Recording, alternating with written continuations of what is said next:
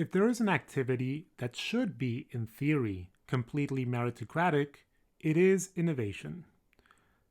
Discussions about innovation as one of the motors of the economy trace back to the early 20th century when scholars such as Joseph Schumpeter started theorizing and thinking about innovation's effects on the capitalist system.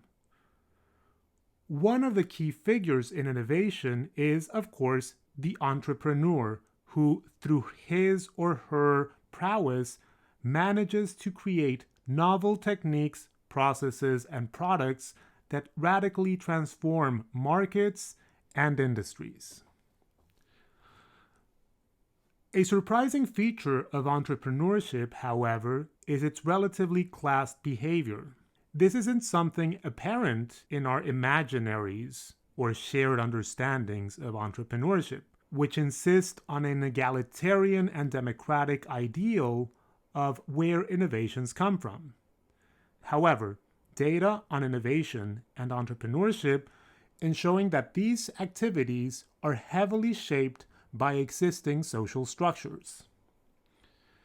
Successful entrepreneurs tend to reflect successful positions in the social field, that is, those who have already accumulated some form of social, cultural, and economic capital. It is thus not surprising that recent surveys of entrepreneurs in the United States show a very specific demographic pattern. For example, women represent just 12% of U.S. innovators, and U.S.-born minorities represent just under 8% of U.S.-born innovators. Successful entrepreneurs are also highly educated.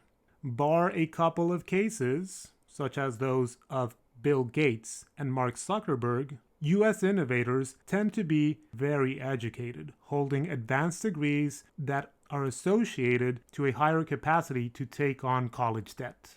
The role of social class in innovation is particularly clear in discussions about failure. In recent years, innovators in Silicon Valley and elsewhere have insisted on the importance of failing as part of the entrepreneurial process. Failure is indeed one of the important aspects of innovation. Most innovations don't actually hit market but fail at an earlier point.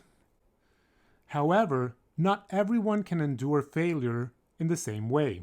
Failure is costly. Failure requires support. Failure demands resources, and failure necessitates expertise. Indeed, failure is something of a luxury that only some can afford and others simply can't. This may well explain why we see such stark demographic patterns of innovation in the United States. Just as resources are unequally distributed across the population, so is the capacity to fail.